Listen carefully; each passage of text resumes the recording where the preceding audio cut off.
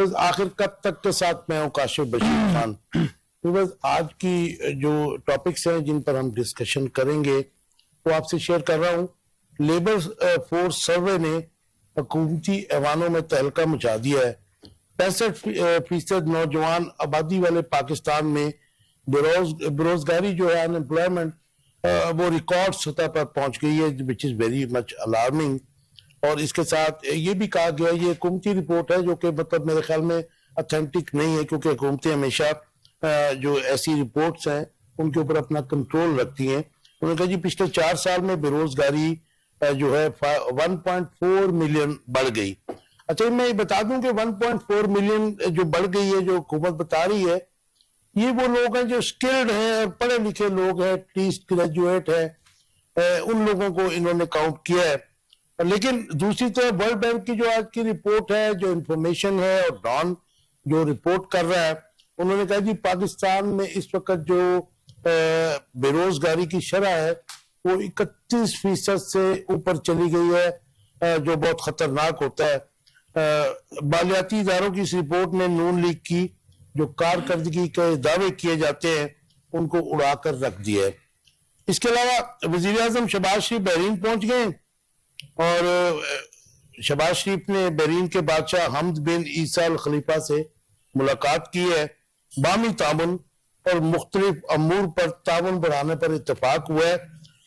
आज हम डिस्कस करेंगे कि वजीर आजम और डिप्टी वजीर आजम जो बेसिकली एक ही फैमिली से ताल्लुक रखते हैं, इनके पे तर्बे बैरूनी दौरों से पाकिस्तान में कितनी सरमायाकारी पिछले 2-3 साल में आई है। इसके अलावा मरियम औरंगजेब ने एक बयान दिया आज कि आइंदा साल पंजाब में गंदम की बम्पर जो है वो फसल होगी।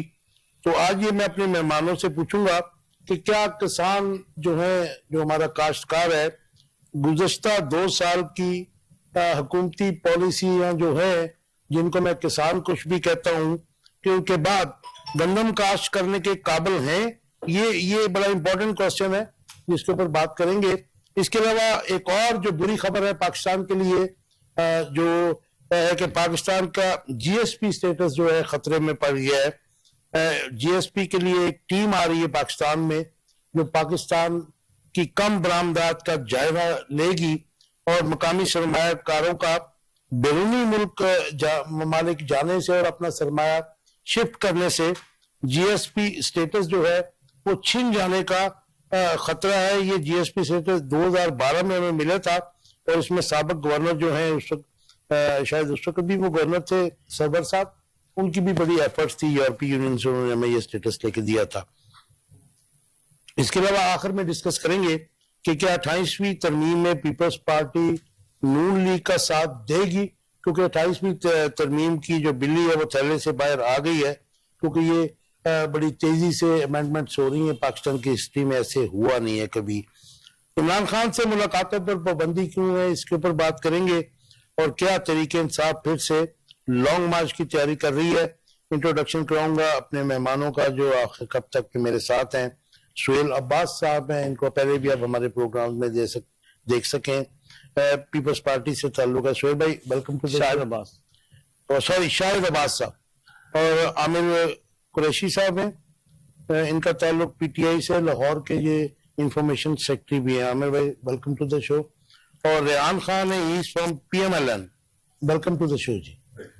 आपसे शुरू करते हैं। ये जो रिपोर्ट आई ये बड़ी अलार्मिंग है शायद भाई। ये जो इस वक्त मामला थे ये तो बड़े खराब हो रहे हैं, क्योंकि आप देखते हैं कि दुनिया में जहां पे भी बेरोजगारी होती है, गुर्बत के साथ इसका गहरा ताल्लुक है, और फिर वहां पे क्योस भी होता है, इनकलाब भी आते हैं। तो इनकलाबों की जो धमक है वो तो कई सदियों तक रहती है, कई दहाइयों तक रहती है। आपका टेक इसके ऊपर जी। बिस्मिल्लाहिर्रहमानिर्रहीम। देखें जी, ये रिपोर्ट जो आई है ये इसमें कोई शक नहीं है। देखें जी, नौजवान जो है वो किसी भी कौम का, किसी भी मुल्क में रीढ़ की हड्डी की हैसियत होते हैं। अगर नौजवान ही किसी मुल्क के जो परेशान है तो समझ लें कि पूरा मुआशरा ही परेशान है। और पाकिस्तान में जिस तरह बेरोजगारी है, और जिस तरह के आपने प्रोग्राम के शुरू में ये बात बताई कि ये वो नौजवान, ये जो रिपोर्ट आई है कि वो जो नौजवान है जो के पढ़े लिखे हैं, और वो ऐसे नौजवान जो के पढ़े लिखे नहीं हैं वो जो उनकी उनका बेरोजगारी, डाटा ही नहीं होगा, उनका डाटा ही नहीं होगा। अब ये एक बड़ी अलार्मिंग पोजीशन है कि पाकिस्तान में नौजवान जो हैं वो ज़हनी मरीज बन गए हैं, और उनके लिए अगर रोजगार नहीं है तो वो उनको जो है ना वो अपनी वो नेक्स्ट लाइफ जो है वो किस तरीके से वो गुजार सकते हैं। लेकिन मैं दूसरी तरफ ये बात कहूंगा कि ना सिर्फ पाकिस्तान बल्कि पूरी दुनिया में जो है बेरोजगारी का ये जो मामला हैं ये पूरी दुनिया में है, अमेरिका में भी हैं। आपने देखा कि स्पेन में 25% जो है उनकी है, यूरोपीय यूनियन इवन के 20% तक उनकी बेरोजगारी है, अफगानिस्तान में 30% है। लेकिन साहब ये जो ममालिक जिनका आप नाम ले रहे हैं, सॉरी टू इंटरप्ट, ये बेरोजगारों को अलाउंस भी देते हैं, उनका सोशल स्ट्रक्चर स्ट्रॉन्ग है। देखें वो चीजें तो सारी हैं, मैं इस चीज को डिफेंड नहीं कर रहा, मैंने पहले बात ये कही है, मैं इस बात को डिफेंड नहीं करूंगा। मैं इस बात ये कहता हूं, एक डिस्कशन हो रही है, हम एक कर रहे हैं कि जी बात तो सिर्फ ये है कि आप ही की बात को आगे लेकर बढ़ता हूं कि अगर बेरोजगारी है तो उनको फैसिलिटेट गवर्नमेंट करती है। हमारे यहां पर यह है कि अगर कोई बेरोजगार है या वो ज़हनी मरीज बन जाता है या वो क्रिमिनल बन जाता है नौजवान, ठीक है। यहाँ हम अदालतों में चूंकि वकील हूं तो हमारे पास जो अक्सर नौजवान जो क्राइम कर आते हैं उनके पीछे जो है वो बेरोजगारी। हमारे पास जो फैमिली मुकदमात आते हैं उनमें जो मेन रीजन कई मरतबा, ये बड़ी इंपॉर्टेंट बात है कि फैमिली फैब्रिक को भी कर रहे हैं। कई मरतबा मैं बच्ची से पूछा है भी आपका शोहर कैसा, उन्होंने कहा जी शोहर अच्छा है, सास कैसी है जी अच्छी है, मामला क्या आपका, क्यों घर बसाना चाहती है? अब वो कहती है जी मैं क्या करूं, मेरे 2 बच्चे हैं, मुझे जो है ना वो खाने के लिए ये रोटी नहीं देता। अब नौजवान से जब पूछते हैं, उसको पूछते हैं कि भाई क्या करते हैं, वो कहते हैं जी बाप के पास जो सासा था वो खत्म हो गया है, अब कोई मेरे पास रोजगार नहीं है। आप देखें कि जो जो ये मामला जा रहे हैं और तलाकें भी बहुत ज्यादा हो रही हैं, लोग जो है, आपने देखा कि पाकिस्तान में खवातीन के हवाले से, हम ठीक है खवातीन की आजादी या खवातीन को रोजगार के हवाले से मामला हैं, लेकिन आप देखें कि घरों की वो खवातीन, उन घरों की खवातीन भी बाहर आ गई हैं काम करने के लिए, जो कि अपनी खवातीन को कभी भी घरों से बाहर जो है ना वो लाना पसंद नहीं करते थे। अब उनकी भी खवातीन जो है वो कोई मेहनत मजदूरी कर रही है, कोई जॉब कर रही है, कुछ कर रही है। अच्छा, इसको थोड़ा सा कवर करने की कोशिश की गवर्नमेंट ने, उन्होंने अपना जो डाटा दिया, उन्होंने कहा जी पिछले 2-3 साल में जो है 5 पॉइंट समथिंग था, जो मर्द हैं उनकी शरह जो थी वो 5 पॉइंट समथिंग से 6.8 चली गई, और खवातीन की जो अनएम्प्लॉयमेंट का जो रेशो थी वो 7 पॉइंट समथिंग से 9.8 पे चली गई। लेकिन अगर हम ओवरऑल देखते हैं तो 31% जो शरह बेरोजगारी है ये मेरे ख्याल में बहुत हाई है, क्योंकि उनमें से माइनस आप कर दें 55% खवातीन को, अगर हम कहते हैं कि जिस माशरे में खवातीन हालांकि काम कर रही हैं, बहुत ज्यादा काम अब कर रही हैं, तो ये आप समझते हैं कि ये नून लीग जो इस वक्त दावे कर रही थी परफॉर्मेंस का, क्योंकि अनएम्प्लॉयमेंट का ताल्लुक तो पॉलिसी मेकर्स से होता है और पॉलिसी मेकर ज्यादा गवर्नमेंट होती है, तो इसमें वो नाकामी उनकी नजर आ रही बहुत बड़ी। जी देखिए, मैं इसमें ये कहूंगा कि देखिए मैं बिल्कुल, अगर वो ये इनका अगर मंशूर देखें तो ये जब इन्होंने इलेक्शन लड़ा है तो इन्होंने जो अभी तक जो कहा कि हम नौजवानों के लिए काम करेंगे, तो वो उन्होंने अभी तक तो वो नहीं ऐसे कोई रिजल्ट सामने आए। मैं बड़ी मजे की बात आपको बताऊं, जिस हुकूमत में राना मशहूर जो मेरा क्लास फेलो था, मैं 55 का हो गया हूँ, तो वो क्लास फेलो, वो यूथ अफेयर्स का प्राइम मिनिस्टर का वो एडवाइजर हो, तो वहां पे यूथ के लिए क्या काम होगा? हम अब यूथ तो नहीं है। नहीं देखिए, यूथ नहीं है, लेकिन यूथ के लिए अगर काम करना हो तो काम किया जा सकता है। ये बात तो ये है कि हमने मिल बैठकर जो है ना, शायद भाई जो यूथ जो है उसके मसाइल को यूथ ही समझ सकती है। बेशक, इसमें कोई शक नहीं, ये तो बात तो हम समझा रहे हैं, गरीब के मसाइल गरीब ही ये यूथ के जो मसाइल, जो हमारा चेयरमैन बिलावल भुट्टो जरदारी एक नौजवान है, और आपने देखा कि जिस तरीके से वो अपने आप को, उसकी ग्रूमिंग हुई है, जिस तरीके से वो पॉलिटिक्स कर रहे हैं, अगर फॉरेन मिनिस्टर रहे हैं तो उन्होंने जो है ना अपना आ गया इसमें, वो पूरी दुनिया को मनवाया। अब अगर नौजवानों को अगर उसको मौका दिया जाता है, अगर वो इस मुल्क की भागदौड़ को संभालता है, मेरा ख्याल है कि वो इस तरीके से संभालेगा जैसे कि पहले इस मुल्क में जो चीजें जो है वो नहीं हुई, वो अल्लाह के फजल शायद मौका किसको देने की, किसको कह रहे हैं कि उनको नहीं मौका नहीं, दिया? मैं कहता हूं कि बिलावल भुट्टो जरदारी जो इस मुल्क का फ्यूचर है, हम क्यों कहते हैं कि जी वो इस मुल्क का फ्यूचर ये है। आपका मौकफ हो सकता है, इनको जाहिर हो सकता है, बाकी जमातों को इख्तिलाफ होगा। ठीक है, इख्तिलाफ करें, मैं तो आपको मेरा मौका सुनने के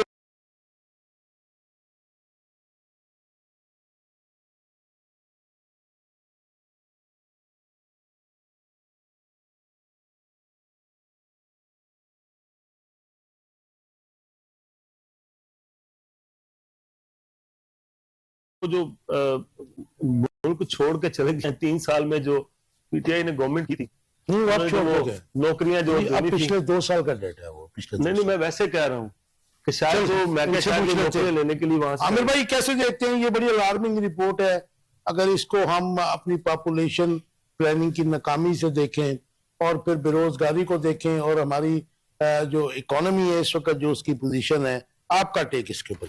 बिस्मिल्लाहिर्रहमानिर्रहीम, इय्याका नअबुदु व इय्याका नस्तईन। काशिफ साहब, गुजारिश ये है कि आपने अपने इंट्रो में बड़ी डिटेल से कुछ चीज़ें बयान की हैं और अभी शाहिद साहब भी इसके ऊपर डिस्कस कर रहे थे। मैं देख रहा था कि इनकी जो बॉडी लैंग्वेज है और इनके अल्फाज एक दूसरे से मैच ही नहीं कर रहे थे। अच्छा, आप इनको देख रहे थे? मैं देख रहा था, मैं महसूस कर रहा था कि ये जो बोल रहे हैं ना, इनका जिस्म उस तरह रिस्पॉन्ड ही नहीं कर रहा, बिकॉज ये सारी चीजें आप कहना क्या चाह रहे हैं कि झूठ बोल रहे थे या फिर इनके दिल में कुछ और है? क्या इनके दिल में कुछ और है ना, ये इनकी बात है ना। मुझे मैंने आपको मेरी जात में गलत बात की, आपको टाइम दे दूंगा। नहीं सर,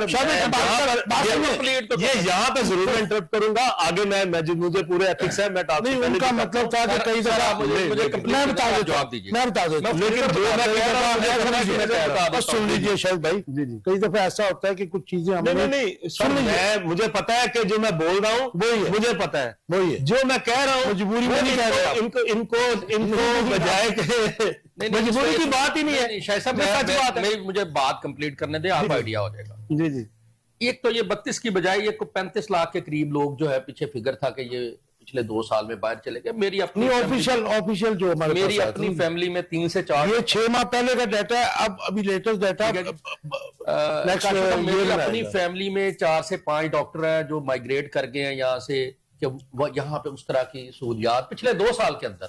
मेरा भाई चला गया, भाई, बहुत सारे लोग ऐसे हैं।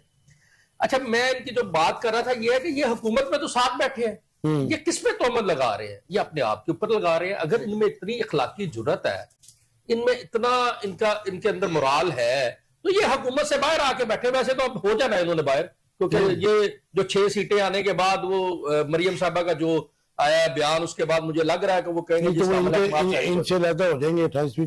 मैं आपको पता नहीं, इनको बुला लिया जाएगा आज वोट पाओ, ये कर लेंगे, कोई मसला ही नहीं है। जमहूरियत को बचाने के लिए पता है ना, इनका बड़ा वो क्लियर है, ये आ जाते होते हैं।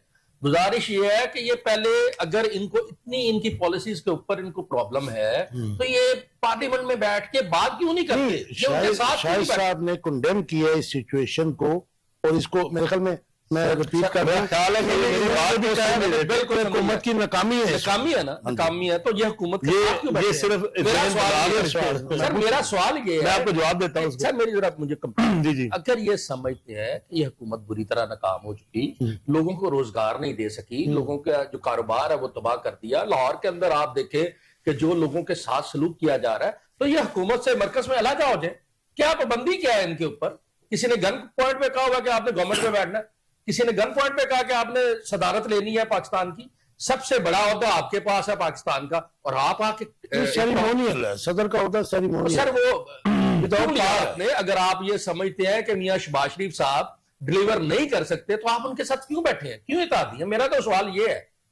तो आप देखिए ना कि अगर आप एक, लेकिन उनकी जमात का स्टांस ये है, मैं 2024 के बाद करूंगा, मैं 2024 थोड़ा सा 2024 के बाद इन्होंने सबसे पहले आपको ऑफर की थी कि हमारे साथ बैठ के हुकूमत। अच्छा, मैं थोड़ा सा ये इस तरह हुकूमत में बैठना, देखें इस तरह, ये मेरा ख्याल है कि जो बात रट के आए थे ना ज़हन में कि पीपल्स पार्टी ये कहेगी, तो उसका जवाब मैं ये दूंगा। आपने मेरी गुफ्तगू नहीं सुनी सर, आपने मेरी गुफ्तगू सुनी, मैंने आकर सबसे पहले नहीं, आप जब से बैठे हैं आपने ज़हन बनाया कि मैंने ये जो है ना पीपल्स पार्टी किया, तो मैंने ये गुफ्तगू करनी है। आपने मेरी गुफ्तगू सुनी, मैंने सबसे पहले बात है ना इसकी मरम्मत की है, और मैंने मेरा ख्याल है शायद भाई मैंने जो बात हकीकत है देखिए मैंने वो की है। अगर हम अच्छा मैंने तो आप जो बात रट के आए थे आप वो करने के लिए आपको ये बात नहीं करनी चाहिए, बात करने दे, बात कर देखिए आप देखिए प्रोग्राम इसका खराब होता है, हमारा संजीदा प्रोग्राम है, संजीदा है। बस आपको पता है देख रहे होते हैं। मैं ये कह रहा हूँ आप कीजिएगा, मैं टाइम दूंगा आपको। जी जी गुजारिश ये है कि ये सारी पॉलिसीज में ये शामिल है, ये सारी चीजों में वो आगे शामिल तो है। बात होगी तो मैं जरूर अब कहूंगा। अभी तो मैंने इसकी मुखालफत की है, अभी तो मैंने आप इसकी मुखालफत की है, बात यह है कि आपकी शायद भाई आपकी बात सर माथे पे, लेकिन आपकी मुखालफत कोई मैटर नहीं ना करती। मैं यही तो कह रहा हूं कि आप चाह रहे हैं कि बेनजीर भुट्टो की तरह खुल के ऑपोजिशन करें आप? सर करें ना ऑपोजिशन, हालात बदल गए, वाकयात बदल गए। नहीं तो फिर हिम्मत करें ना जी, हिम्मत करें ना। अगर आपने पार्लियामेंट में वो क्या पंजाबी में कहते हैं कि मीठा मीठा हाप अप कड़वा कड़वा, नहीं 2008 के बाद चार्टर ऑफ डेमोक्रेसी के बाद यहाँ पे फ्रेंडली ऑपोजिशन का ट्रेंड हमने देखा। चले फिर ठीक है सर। अगर आप ये समझते हैं कि रेहान भाई कैसे देखते हैं आपका, तो ये बिल्कुल ठीक कर रहे हैं मैं इनके साथ। क्योंकि इस वक्त जो बोझ पड़ रहा है, जो सारा बाल आ रहा है, वो मुस्लिम लीग नून पे आ रहा है, क्योंकि 2022 के बाद की सिचुएशन इकोनॉमी की भी आपके सामने है जी। जो हमारे यूथ के बाहर जाने की जो तादाद है, ये पूरे 78 साल में कभी ऐसे नहीं था कि 2 साल में जो ऑफिशियल डाटा था 6 माह कबल वो 32 लाख था, 3.2 मिलियन हमारा जो ब्रेन है वो बाहर गया। और ये अब ये जो 31% जो है शरह, ये मेरे ख्याल में दुनिया की बड़ी तरीन शरह है। वो अगर डॉक्टर कैस साहब से रब्ता कर रहे हैं, जो उनके पास डाटा है वो हमें बताएंगे। तो कैसे देखते हैं आप? समझते हैं कि एहसन इकबाल साहब जो आपके प्लानिंग के जो है मिनिस्टर हैं, ये मेरे ख्याल उनके अंडर भी आता है। उनकी कारकर्दगी देखिए कि वैसे तो वो प्रोफेसर अपने आप को कहलाते हैं, वो कि उन्होंने कभी पढ़ाया नहीं है, और अरस्तु भी कहा जाता है उन्हें जी, इस गवर्नमेंट का ब्रेन भी कहा जाता है। आपका टेक प्लीज। बिस्मिल्लाहिर्रहमानिर्रहीम। देखिए जहां तक रस्तों की बात है, हम तो असद उमर के बारे में सुनते हैं कि वो रस्तू होते थे, वो गया, वो फारग हो गया, तो लाया तो उनको वो नाकाम हो गया था ना जी। जी वो ऐसे रस्तू नाकाम हो जाते हैं फिर जी, जिनके पल्ले कुछ ना हो। अच्छा सर, ऐसा है कि जैसे आपने कुछ चीजों के ऊपर जो बात, अभी इश्यूज के ऊपर जो बात चल रही है, इसके अंदर जैसे अभी जो रिपोर्ट है जिसके अंदर पाकिस्तान के अंदर जो करप्शन के लेवल वगैरह सारे की बात हुई, तो ये अगर उसको आप जोड़ लेंगे फिर वो और खतरनाक हो जाएगा। नहीं, आप जोड़ें, कोई मसला नहीं वो है। 56 अरब रुपए का जो उन्होंने कहा है, ये अब मैं बता दूं आपको रेहान भाई कि ये 56 अरब उन्होंने उसका कहा है जो 1 पॉइंट समथिंग आपको किस्त मिली थी, उसमें से ये 56 अरब गया। ये ओवरऑल नहीं है करप्शन। ये जो लास्ट हमें किस्त मिली है IMF से, उसमें से 56 अरब रुपया ब्यूरोक्रेसी और जो उन्होंने कहा कि ये आपकी जो अशराफी है वो खा गई है। ये आप प्लीज। जी, उसके अंदर असल में देखें, हम लोग हैं पाकिस्तानी सबसे पहले, राइट, और हमारा दिल जो है और हमारे जो मसाइल हैं वो पाकिस्तान की जैसे बाकी कौम है उसी तरह हमारे भी, हमारी फैमिलीज हैं जिन्होंने यहीं पे सरवाइव करना है। तो ये जो मसाइल पाकिस्तान के अंदर है, इसको किसी पार्टी के हवाले से हमने नहीं देखते, हम इसको ये इशू वाकई पार्टी से बालातर ही बात करनी चाहिए। तो इसके अंदर ये जो इशू आया हुआ है, ये अपना नहीं है, ये जितनी भी गवर्नमेंट, जैसे आप 2004 के बाद की बात कर रहे हैं, तो ये तो सारी पार्टीज के अंदर ये इश्यूज रहे हैं। या तो ये उन्होंने, हम अगर सारी पार्टियों के जो इन्होंने उनकी वर्किंग उठा के देख लें उनके टनोर की, तो उसके अंदर कोई बेहतरी आई थी, वो बेहतरी नहीं आ पा रही। और उस बेहतरी के ना आने की वजूहत ये है कि हमें अपने आप को चेंज करना पड़ेगा। यहाँ पे हमें वो फैसले करने पड़ेंगे जो मुल्की मुफादात के लिए, ना कि सिर्फ अपनी जाती मुफादात के लिए हो। और हम लोग कोशिश कर रहे हैं, हमारी पार्टी कोशिश कर रही है, जैसे ये IMF की जो रिपोर्ट आई है, ये थर्ड पार्टी जो इंस्पेक्शन थी, ये पाकिस्तान मुस्लिम लीग नून की जो हुकूमत थी, इसने खुद इनसे ये करवाई है ताकि पता चल सके कहाँ आपके ऊपर ही चार्जशीट हो गई ना जी। ये तो सर चार्जशीट हम देखें, अगर हम उसमें, ये खाली हमारी हुकूमत की नहीं है, ये अब तक गुज़िश्ता जितनी हुकूमतें सबके वो मिलाकर कंटिन्यूस है, ये ज्यादा मुसलसल है इनकी चल रही है। तो उसके अंदर हम अगर इस चीज से डरते हो, लेकिन आपके लिए ज्यादा इसलिए आता है क्योंकि आपका टेन्योर जो है मरकज में भी और पंजाब में भी बहुत लंबा है। जी बिल्कुल है, और लोगों ने पसंद किया, तो हम काम यहाँ पे हम लोगों ने किया, तो उसकी वजह से आ रहे हैं। लोग किसको कहते हैं वैसे आप? लोग अवाम ही है ना जी। अब देखें ना, आप अगर इसका कंपैरिजन पंजाब गवर्नमेंट का कर लें बाकी हुकूमतों से। राम भाई मेरा एक सवाल भी दे दीजिए साहब, मैं आपको टाइम दूंगा। ये जो बेरोजगारी है, इसमें हम मरकज की हुकूमत को कसूरवार तो ठहराते हैं, तो किसी की भी हुकूमत हो, क्योंकि जाहिर है पॉलिसी मेकर वो है, प्लानिंग कमीशन, और दूसरी आपका वजीर खारजा का बड़ा रोल होता है आपके बिजनेस डेवलपमेंट में। तो आप इसमें क्या समझते हैं कि आपके जो मौजूदा जो ऊपर बैठे हुए हैं वज़रा, एक आपके पास बड़ा कॉमरेड आदमी है जो पंजाब में आपने सेनेटर परवेज रशीद साहब को बिठाया हुआ है, उसका एक्सपीरियंस भी है, भुट्टो साहब के जमाने से वो चले हैं और उन्होंने सियासी बैटल भी बड़ी लंबी लड़ी है। और मेरे ख्याल में इसमें एक तो ये मुझे बता दीजिए कि सूबों का कितना किरदार है इस बेरोजगारी को बढ़ाने में, और आपकी जो इस किस्म के लोग हैं, मेरे ख्याल में आपकी इस वक्त पूरी जो टीम है उसमें से सबसे एक्सपीरियंस परवेज रशीद साहब है, उनको यहां से निकाल के तो किसी प्लानिंग कमीशन या कहीं और मेरे ख्याल में उसको फॉरेन मिनिस्ट्री में भी आप ले जाए तो उसकी अहलियत तो है। देखिए, जो भी प्राइम मिनिस्टर, चीफ मिनिस्टर, जो गवर्नमेंट चला रहा होता है, वो अपनी टीम जो है उसको लाइकिंग डिसलाइकिंग भी चलती है ना, मियां बड़े मियां साहब का दोस्त है, मेरा दोस्त है, ये भी तो है। लाइकिंग डिसलाइकिंग तो होती है, हर जगह पे होती है, लेकिन वो इशू नहीं होता। इशू ये होता है कि जो आपकी टीम जो आपके साथ कंफर्टेबल होती है, जो आपको समझ रही होती है और आप उसको समझ रहे हो, तो आप उसको अपने साथ। अच्छा, माजरत के साथ मेरा आप तीनों की ना मैं आपसे डिफर करूंगा ना मैं आपकी फेवर करूंगा, लेकिन ये नून लीग का, अब तो जरदारी साहब का भी फैमिली का ऐसे ही हो गया, लेकिन उन्होंने फिर किसी ना किसी को बना देते हैं। यहाँ पे हम पंजाब में पिछले 30, 35, 40 साल से देख रहे हैं कि शरीफ फैमिली अपने सिस से बाहर नहीं निकलती है, जो भी होता है बड़ा उसके ऊपर शरीफ फैमिली। अभी जैसे अब चेंज की बातें हो रही हैं कि मियां साहब दोबारा प्राइम मिनिस्टर चौथी दफा बनना चाह रहे हैं, और हमारे वजीर खारजा जो हैं वो कहा जा रहा है, ये रूमर्स हैं, ये कुछ जाहिर है रूमर्स हैं, लेकिन है अंदर कोई ऐसी कोई गेम बन रही है कि मियां साहब को दोबारा, क्योंकि आपके पास सादा अक्सरियत आ गई ना जी। सर, सादा अक्सरियत तो आ गई, लेकिन हमारे अंदर जो पार्टी के अंदर, क्योंकि मैं कोर कमेटी का मेंबर भी हूँ। अच्छा, मुझे 2-3 पॉइंट्स ऐसे बता दीजिए, एक सूबा का रोल, सियासी अदम इस्तेकाम, और पाकिस्तान से जो ये इस वक्त जो पोजीशन है इसकी। एनएफसी अवार्ड्स के बाद जो है सूबों को फंड्स दिए जाते हैं, और सूबों में जो डेवलपमेंट का वहां पे, और ये जो बेरोजगारी जिसका जो मेन इशू बना हुआ है, उसके जो सोर्स पैदा करने जो है, उसमें सूबों का किरदार अपनी जगह पे, लेकिन वहां पे किरदार हमें कुछ सूबों में नजर नहीं आ रहा। सिर्फ बातों की हद तक तो नजर आ रहा है, इनकलाब भी लेके आ रहे हैं सारा भी, लेकिन हमें नजर, लेकिन 65-64% आबादी का सूबा पंजाब है। तो सर यहाँ पे आप ये देखें ना, अगर दूसरे सूबों से भी यहाँ लोग आते हैं काम के लिए, नई अपॉर्चुनिटीज को प्रोवाइड हो रही है यहाँ पे, यूथ हो रही है, तो दूसरे सूबों से आ रहे हैं ना, वहां पे तो लेबर क्लास है, वो तो इस 31% में होंगे भी नहीं। आप देखें ना केपीके में या बलूचिस्तान के अंदर, वहां पे भी कौन से वसाइल पैदा किए। केपीके की गवर्नमेंट आप देखने 14 ईयर से, तुम्हारी बदकिस्मती है ना जी, मतलब नेचुरल रिसोर्सेज से भरे हुए सूबे हैं, और वहां पे हम ये मतलब कुछ कर ही नहीं सकते। जी बिल्कुल नहीं कर पा रहे हैं हम लोग, कोई वहां पे देखें, अगर अब तो बड़ी सिचुएशन है इस टाइम मुख्तलिफ ममालिक के अंदर जो हमारे लोगों को भेज रही है ताकि वहां पे स्किल्ड होके आए, जैसे आपके ये मिनरल्स के अंदर है, यहाँ पे ट्रेनिंग के लिए चाइना भी जा रहे हैं, उसके अलावा यूरोप के कुछ ममालिक में भी भेजा जा रहा है ताकि वहां से स्किल होके, और हम यहाँ। अच्छा रियान भाई, डेमोक्रेसी जैसी भी हो, चाहे वो आपके वजीर जो दफा है वो हाइब्रिड कह के इसको बुलाते हैं अपनी हुकूमत को, तो उसमें ये होता है कि जो आपकी कैबिनेट्स हैं, चाहे वो प्रोविंशियल हो, जो सेंटर की हो, फेडरल हो, उनकी परफॉर्मेंस चेक की जाती है मिनिस्टर्स की, क्योंकि प्राइम मिनिस्टर तो कैबिनेट के बगैर तो कुछ नहीं है ना जी, तमाम महकमे जो है बांटे होते हैं, उनके पास मिनिस्टर होता है, उनकी परफॉर्मेंस अच्छी नहीं होती तो उनको रीशफल किया जाता है। यहाँ पे हम रीशफलिंग क्यों नहीं देखते?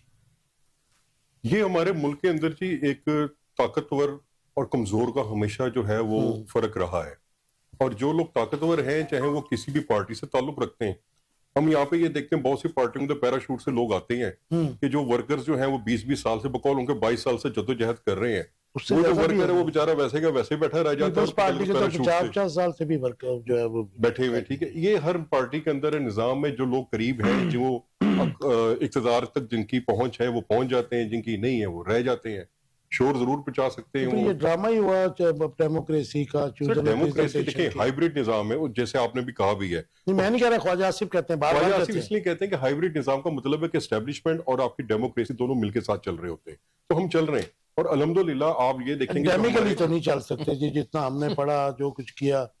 सर आपकी कौन सी, ये अपने खिलाफ चार्जशीट कर रहे हैं, वो सही बात कर रहे हैं, चार्जशीट है ये, प्रोग्राम के बाद इनको कुछ जवाब ना देना पड़ जाए, क्या वो उनका मसला। अगर वो एज ए पाकिस्तानी सच बोले तो पाकिस्तानी बात करो, मैं आप अगर कहें कि आप लोग उसूलों की सियासत करते रहे, तो 4 साल के बाद जब इमरान खान साहब बाहर आए तो कहते मेरे तो इख्तियार ही कोई नहीं थे, हम लोग ये काम तो नहीं कर रहे ना। अच्छा रियान साहब आगे चलते हैं, आप एडमिट कर रहे हैं, आप एडमिट करें ना, आप तीनों से करूंगा, क्रॉस टॉक ना करें, हमारा मतलब वो लोग जो है वो भी टॉपिक बीच में रह जाता है। आपको जो कह रहे हैं, मैं किसी आपको पहले बताया कि आप तीनों मेरे लिए काबिल एहतराम है, अपना स्टांस दीजिए, रेहान साहब मुझे ये बता दीजिए कि क्या अपने अपने अपने जो आपके हायर अप्स हैं उनको ये रिक्वेस्ट नहीं करेंगे कि अपनी टीम को रीशफल करे?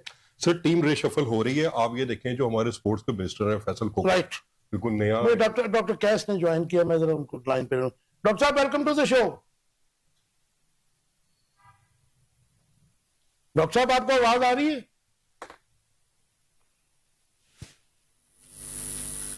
ये मेरे ख्याल में थोड़ी सी आवाज की प्रॉब्लम है, प्रोड्यूसर साहब उनको देख लेते हैं। मुझे आप ये बताइएगा शाहिद भाई, जी जी, ये जो वजीर आजम शहबाज शरीफ आज बहरीन पहुंच गए हैं और बहरीन के बादशाह हमद बिन ईसा अल खलीफा, नाम भी बड़े लंबे होते हैं, उनसे मुलाकात भी उन्होंने की। तावन और मुख्तलिफ अमूर पर तावन बढ़ाने पर इतफाक हुआ है। ये जो इतने दौरे हम देखते हैं तो कभी डिप्टी प्राइम मिनिस्टर होते हैं, कभी प्राइम मिनिस्टर साहब होते हैं, और ये ऐसा हुआ कि एक महीने में दो भी विजिट है इनके मुख्तलिफ ममालिक में। कितनी सरमायाकारी आप देखते हैं हुई है यहाँ पर इसके लिए एक कैरियर जो है फॉरेन मिनिस्टर की जरूरत है? जी बिल्कुल। पहले नंबर पर ये कि ये जो भी हुकूमत आती है डॉक्टर साहब आपको आवाज आ रही है मेरी? मुझे आ रही है आवाज जी। एक मिनट वेट कीजिए, मैं इनका टेक लेके फिर आपकी तरफ आ रहा हूँ। ये मैं सुन रहा दौरे करना जो है जी जी, वो हर हुकूमत में जो है वो अपना वो किए जाते हैं। अब इसमें सरमायाकारी के हवाले से बात करेंगे तो जाहिर है इन दोनों का कुछ ना कुछ फायदा तो होता है मुल्कों को। नहीं देखे कोई मैं नहीं, मैं ये कह रहा हूँ कि अब गए हैं अभी तो मैं उनको डिफेंड नहीं करूंगा ना, क्योंकि मैं कतई तौर पर ना तो मैं पूर्ति नुमाइंदा हूँ।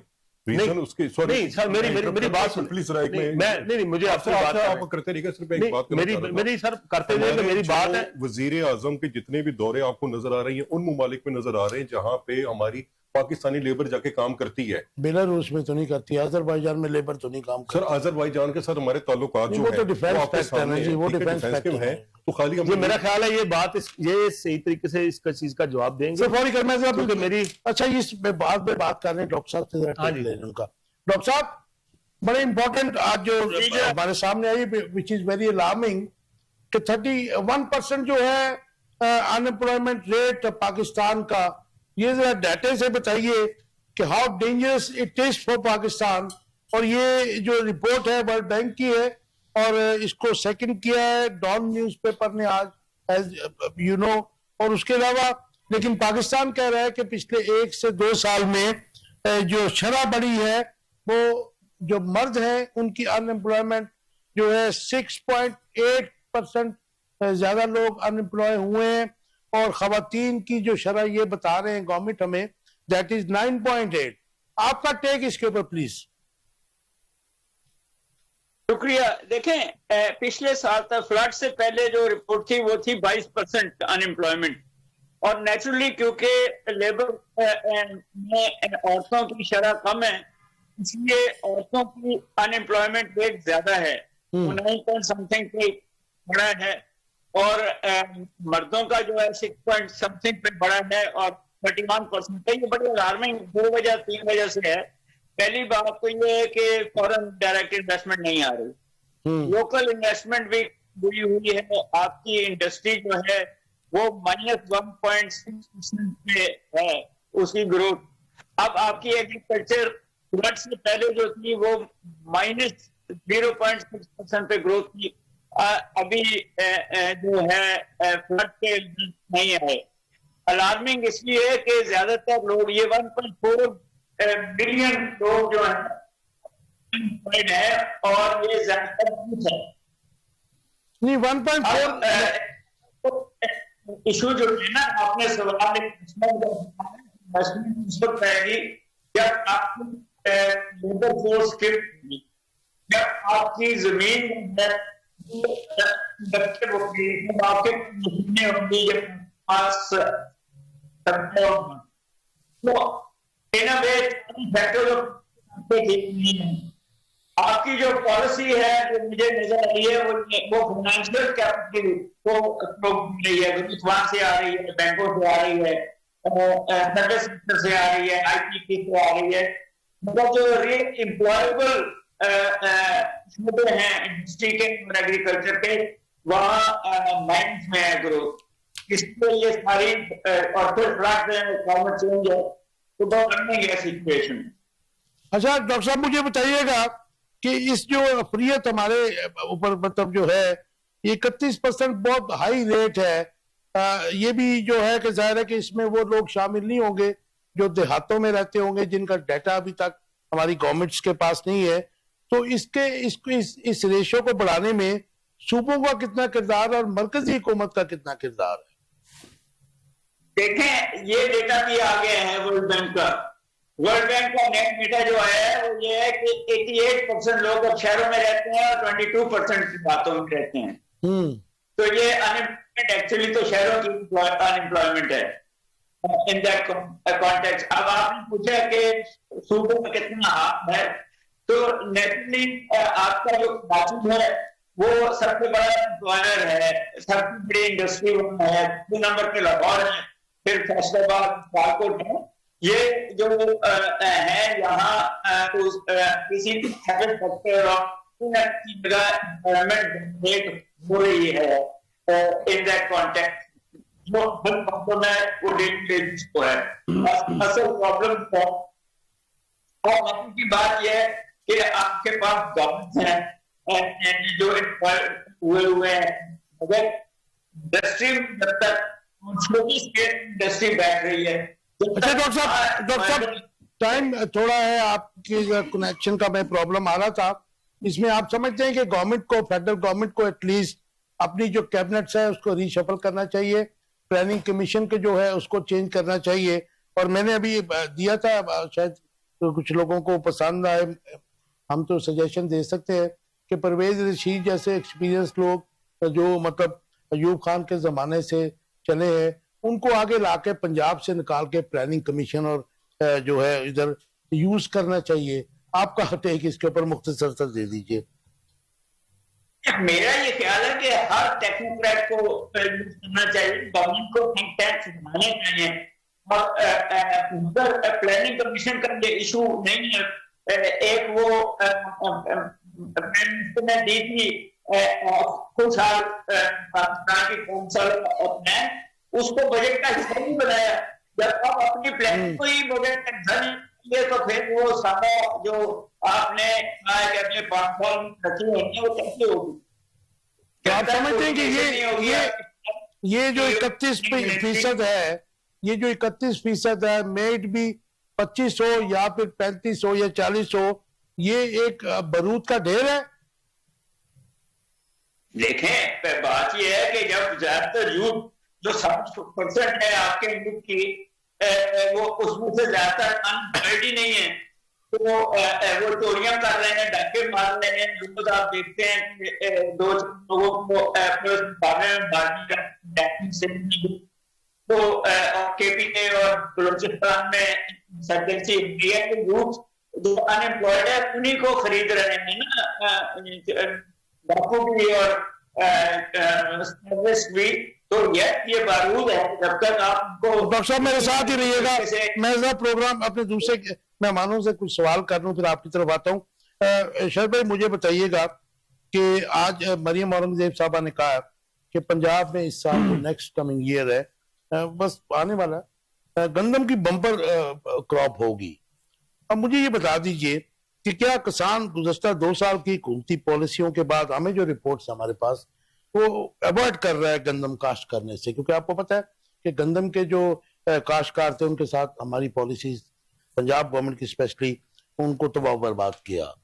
आपका टेक इस मुख्तसर सजा? मेरे ख्याल से तो ये सिर्फ महज एक दावा है। क्या उनको कोई सहूलियात कोई ऐसी सामने आई है? क्या बिजली सस्ती होगी है, क्या खाद सस्ती होगी है, क्या उनको फैसिलिटेट किसी भी तरीके से किया गया है?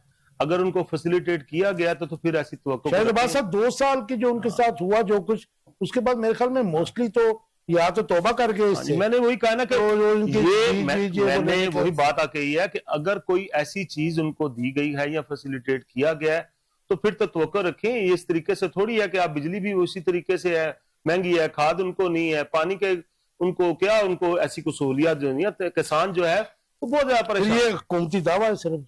ये मेरे साथ सिर्फ आपसे पूछ लेते हैं जी, आपकी गवर्नमेंट के मिनिस्टर। अच्छा विदाउट इंटरेस्ट जो है उनको लोन्स दे रही है, ठीक है। और आपको इंशाल्लाह अभी जो बातचीत हो रही है आपको दावा नहीं नजर आएगा, ये आप जरा गंदम की फसल 2024 में जो आपकी पॉलिसीज ने किया उन्होंने तो इस दफा तो ऐड हो गया ना, देखिए इस दफा तो साथ में सैलाब भी आ गया, सैलाब भी आ गया ना, लेकिन ये लेकिन आपकी पॉलिसी इस साल भी वही थी, हमारी जो किसान खुश इसे देखिए, कहा जाए। नहीं, अगर वहां पे जिस रेट के ऊपर किसान ने गंदम बेची है उसके बाद पर एकड़ गवर्नमेंट ने उसको जो है वो फैसिलेट भी किया, थोड़ा ज्यादा वो एक अलग इशू है, लेकिन गवर्नमेंट को नजर आया किसान को यहाँ पे वो क्या तकलीफ में है तो उसको दूर करने की कोशिश की। लेकिन अगर जो अभी जो 2 साल से जो बहुत बुरी तरह ग्रीव्ड है किसान, अगर मोस्टली अगर वो गंदम काश्त ही नहीं करता, आप क्या करेंगे? सर होगी इंशाल्लाह, आप बेफिक्र हैं, जो हमारे पास जो फिगर्स हैं उनके मुताबिक बहुत अच्छा इंशाल्लाह आपको वो रिजल्ट मिलेगा। आमिर खान साहब, आपका टेक इसके ऊपर।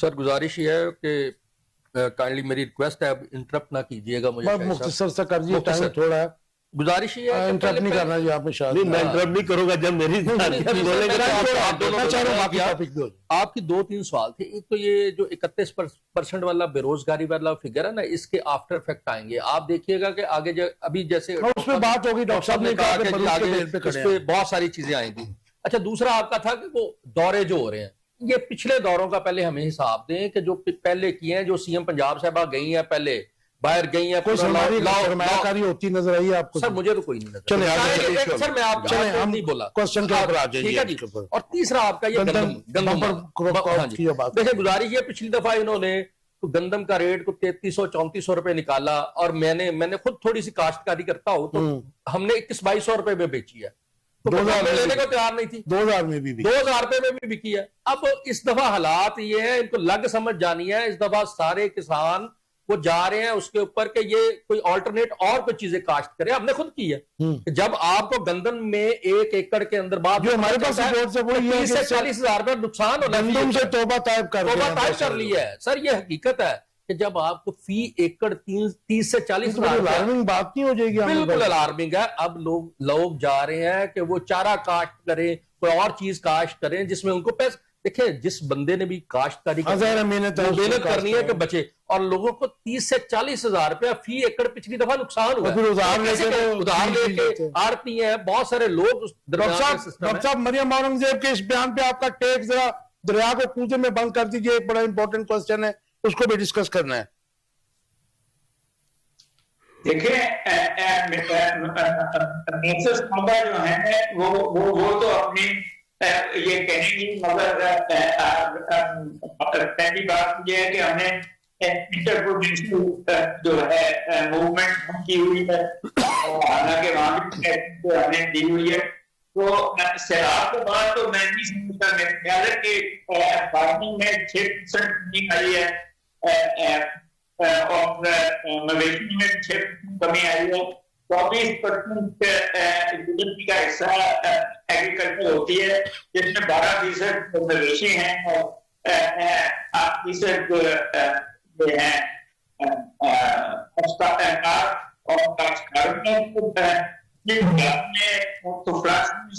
कर दिया। डॉक्टर साहब, पाकिस्तान बेसिकली आप मुझसे बेहतर जानते हैं कि ज़रूरी मुल्क है, लेकिन ये कैसा ज़रूरी मुल्क है कि जहां का किसान जो है वो डर गया है, वो डर गया है। बेसिक जो है, आपने भी यूरोप में देखा, हमने भी देखा है, यूक्रेन की बात कर लीजिए कि वहां पे ये सारा ज़रूरी मुल्क है और कितना मॉडर्न मुल्क है, लेकिन हम अगर ये काश करने से काश्तकार अगर भागेगा तो फिर किस कहत का हमें सामना करना पड़ सकता है? देखिए, कहर तो आया पिछले 1-2 साल से हमने इम्पोर्ट की है, चीनी की इम्पोर्ट की है, कॉटन की इम्पोर्ट की है हमने। डॉक्टर साहब, उससे पहले हम एक्सपोर्ट कर देते हैं, फिर इंपोर्ट करते हैं। जी, ये तो मिडलमैन का प्रॉब्लम ही है उस मुल्क में कि वो किसान को पूरे पैसे भी नहीं देता, वो एक्सपोर्ट भी कर सकता है। वो शायद अगर हमने आपसे अर्ज किया कि नई रिसर्च आ रही है, वो ये है कि अब शायद जो है पॉपुलेशन 88% है। डॉक्टर साहब, पाकिस्तान ने भी गंदम इंपोर्ट के लिए एलसीज खोल दी हुई है पिछले 2 माह से। देखें, अल्टीमेटली अपने शहरों को आपकी 252 मिलियन पॉपुलेशन हो गई है, खिलाना है। और अगर फ्लड आते रहे और आप एग्रीकल्चर बढ़ती रही और अगर किसान अल्टरनेट प्रोडक्ट पे चला था तो आपको इनपुट तो करनी पड़ेगी। डॉक्टर साहब टाइम मेरे पास खत्म हो रहा, बड़ा इंपॉर्टेंट क्वेश्चन है आपसे, लास्ट क्वेश्चन है मेरा कि जीएसपी स्टेटस जो है खतरे में पड़ गया है और पाकिस्तान में जो है इस वक्त उनकी टीम भी आ गई है यूरोपीय यूनियन की जीएसपी स्टेटस वालों की, और वो ये चेक करने आ रहे हैं कि हमारी एक्सपोर्ट्स नहीं है, और पाकिस्तान का मकामी सरमायाकार जो है अपना सरमाया और अपनी औलादें और अपना पैसा लेके बिजनेस लेके मुल्क से बाहर चला गया है। तो ये वो वजह है कि जिसकी वजह से जीएसपी स्टेटस हमारा जो है वो छिन जाने का खतरा पैदा हो गया। मुख्तसर से जवाब दे दीजिए। देखिए इसके अलावा एक और इशू भी है जीएसपी प्लस के अंदर, ये उन्होंने कहा हुआ है कि जो आपने इंटरनेशनल उनको उसकी पासदानी कीजिए, आपने रेट बढ़ा दी है मिनिमम, मगर वो नहीं मिल रही। आप जो है मजदूर यूनियन उस तरीके से काम नहीं कर रहे। आपकी दूसरे डॉक्टर साहब 6 से 8 ऑब्जेक्शन लग रहे हैं, 6 से 8 ऑब्जेक्शन वो लगा रहे हैं हमारे ऊपर। ये तो बड़ी जरूरी है कि और फिर वो 2 रिपोर्टें जाती हैं उनके पास, एक सरकारी और एनजीओ की। एनजीओ की रिपोर्ट और सरकारी रिपोर्ट में बहुत ज्यादा फर्क होता है, इसलिए उनकी इनपुट आई है देखने के लिए। और मेरी आज से 2-3 साल पहले फैसलाबाद के एक्सपोर्टर से बात हुई थी, तो वो कहते थे कि फिर भी मिल जाएगा जीएसपी प्लस, क्योंकि उनको हमारी जरूरत है, मतलब इस वक्त हमें उनकी जरूरत है। तो आई होप कि गवर्नमेंट हमें अभी भी जीएसपी 1 साल के लिए और। डॉक्टर साहब एक वन लाइन आंसर दे दीजिए, जीएसपी स्टेटस अगर छिन जाता है तो यूरोपीय यूनियन समाज कितने ममालिक में हमारी प्रोडक्ट नहीं जा पाएगी ऑन स्पेशल रेट? मुल्कों पे मुश्तमिल है और प्रोडक्ट हो जाएंगी। Right, thank you very much doctor साहब, thank you very much. Rehan साहब आपको क्विकली मुझे बता दीजिए कि ये पाकिस्तान जो है मुश्किलात में गिरा हुआ है और जीएसपी स्टेटस जो हमारा खतरे में पड़ गया है, उसमें सबसे बड़ा जो यूरोपीय यूनियन का ऑब्जेक्शन लग रहा है इस वक्त कि ह्यूमन राइट्स की वायलेशन, वो इनका चार्टर में ये है कि जीएसपी को जो स्टेटस को एंजॉय करेगा ह्यूमन राइट्स की वायलेशन और local industry flourish, unemployment, 6 points के उनकी टीम आ गई है। तो उसके बाद 27 ममालिक में जो हमें स्पेशल फेवर मिलती थी, स्पेशल डिस्काउंट्स मिलते थे, और वो नहीं मिल सकेगा। कैसे देखते हैं आप इसको?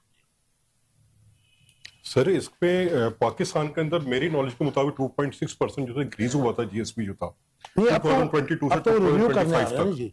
अब रिव्यू करने आ गई टीम उनकी जी, अभी इन्होंने सर्वे करना है, सर्वे करके यहाँ पे बातचीत। लेकिन ऑब्जेक्शन ऑलरेडी उनके 6 के 7 पॉइंट्स के ऊपर ऑब्जेक्शन लग चुके हैं हमारे। उस ऑब्जेक्शन के ऊपर ही वो यहाँ पे आ रहे हैं। सबसे बड़ा ह्यूमन राइट्स की वायलेशन है सर। ह्यूमन राइट्स की वायलेशन हो कहाँ पे रही है ज्यादा? पाकिस्तान ने कौन से सूबे में? जीएसपी स्टेटस भी हमारा ही चैलेंज हुआ है। ह्यूमन राइट्स की सबसे बड़ी मेरा जवाब मेरे बीच में ना बोले। ह्यूमन राइट्स की वायलेशन ये है कि आपके गवर्नर साहब जो है वो बात नहीं है, सरवर साहब जिनने लेके दिया। जी आई नो, 2012 में यहीं पे बैठ के हमने इसको अनाउंस भी किया था, इसके ऊपर डिस्कशन भी की थी। बहुत बड़ा रोल था गवर्नर सरवर साहब का, एक्स गवर्नर सरवर जी। कंप्लीट करें जी। उसमें सर आपके जो सूबे हैं जिसमें बलूचिस्तान और केपी के, इन 2 सूबों के against of government of Pakistan वावेला है कि जनाब ये ह्यूमन राइट्स की जो है ना यहाँ पे वायलेशन बहुत ज्यादा हो रही है। ठीक है, चीजों को बढ़ा चढ़ा के पेश कर रहे होते हैं, हर चीज के अंदर जो है गवर्नमेंट। ये आपका स्टांस ऑपोजिशन में भी यही होगा जी, जब when you will be in opposition. Sir बिल्कुल होगा, राइट, ठीक है। लेकिन आप समझते हैं कि पाकिस्तान में ह्यूमन राइट्स की वायलेशन नहीं हो रही है? दुनिया में हर जगह होती है, लेकिन जिस तरह से लेकिन हमसे तो हमारी इकोनॉमी तो बॉटम पे लगी है और उसमें हमारे से ये स्टेटस भी 2, 4, 5, 10 हमारे जो अपनी ओपोजिशन है ये स्टेटस यही उजागर कर रही है ना। ये चाह रहे हैं कि पाकिस्तान किसी तरह, खान साहब गए थे जो कहे बैंकरप्ट हो रहा है पाकिस्तान, जीएसपी के अंदर तो उनका स्टेटस, उसके अंदर नहीं, इनकी पॉलिसी सारी ये है कि जिसके अंदर इस मुल्क को बदनाम से बदनाम तर किया जाए। राइट जी। ह्यूमन राइट्स की आप देखें ना, कल रात बड़ी वायलेशन हुई है जब अडियाला के बाहर अलीमा आपा और पूरी एक तंजीम बैठी है और इससे पिछले वीक भी बैठे हैं, आप लोगों के ऊपर ठंडा पानी रात को सर्दी में फेंकते हैं, आप देखें कि पंजाब ठीक है, केपी के खराब है, के साथ बैठ के इस मामले को रिजॉल्व बिल्कुल करना चाहिए, लेकिन इनका तरीकाकार ठीक नहीं है, इनके हाथ में कुछ होता है। सर बात तो करने बहुत बड़ी अपॉर्चुनिटी थी हमारे पास। कि जी पाकिस्तान की बरामदात जो है ना वो 6 से 7 अरब डॉलर सालाना जो है ना इसमें भी तो हुई है ना जी, इजाफा होता है, इससे होता है इसी से। सर आखिरी कमेंट ले लें इसके ऊपर। अच्छा, उसमें यह है कि जो यूरोपीय यूनियन की बात कर रहे हैं ना वो 6 पॉइंट, ये नहीं कि हमारे लिए, उनकी ये शराइत यही है, ये हमारे लिए नहीं, जो जीएसपी है इसके लिए शराइत यही है कि इंसानी हकूक की जो है वो वायलेशन ना हो। आपकी जमात तो बहुत बड़ी अलमदार है। मैं वही कह रहा हूं ना, ये जो आगे लेबर कवानीन, अदालती निजाम और सियासी आजादी और अकलीतों के हकूक और जमहूरी अमल, साहब तो कह रहे हैं कि ऐसा कुछ नहीं है। ये 6 पॉइंट्स को जो है ना वो ज़ाहिर है वो एक आपने जो क्वेश्चन रखा है उसके मुताबिक जो है ना वो यूरोपीय यूनियन जो है इसको मैं वो करने लगी, और ये नहीं करते हुए अफसोस भी कर सकता हूँ। देखिए IMF की जो 56 अरब की करप्शन की रिपोर्ट आई है उसमें भी लिंक अप हो गई, चीजें कुछ मेरे ख्याल में इकट्ठी होती जा रही। बिल्कुल इसी तरह ही है जी, वो कभी जो पाकिस्तान की मुश्किलात बढ़ती नजर आ रही है। पाकिस्तान की मुश्किलात तो अभी से नहीं बढ़ रही, पाकिस्तान की मुश्किलात तो जो है ना उस वक्त से बढ़ रही है जब जो है ना वो सारे मुल्क की इकोनॉमी जो है वो सारी तबाह कर दी Imran Khan. Right, thank you very much जी। यही पोजीशन मेरे ख्याल में आपकी अपनी ओपिनियन है जी। मेरे ख्याल में जमहूर को एम्पावर करने के बगैर कोई मामला पाकिस्तान में क्या किसी भी रियासत में हो नहीं सकते हैं। जो हम चूजन रिप्रेजेंटेशन कहते हैं, जो मियाँ साहब भी कहते थे वोट को इज्जत दो कहते थे ना जी, अब नहीं कहते वो। तो मेरे ख्याल में ये मामला काफी खराब है और ये सबको सोचना होगा, हुक्मरानों को भी सोचना होगा। और जो पहला हमारा इशू था वो that is very alarming and important, और मेरे ख्याल में PMLN को अच्छे लोग जो हैं आगे लाकर इंडस्ट्रियलाइजेशन की तरफ बढ़ना होगा, यूथ को एम्पावर करना होगा। और ये जो एक बारूद खड़ा हो गया है 31% या 25%, बट एवर इट इज, क्योंकि डिफरेंस आ जाता है, तो उसको कम करें, क्योंकि पाकिस्तान ने आगे चलना है और उसके यूथ ने लेके जाना है जो कि 64-65% है। और उसके लिए अगर हुकूमतें किसी भी जमात की हों, अगर वो कुछ नहीं करेंगे तो तारीख किसी को माफ नहीं करेगी। बिकॉज आपके फीडबैक का इंतजार रहेगा। अपना बहुत ख्याल रखिएगा। अल्लाह।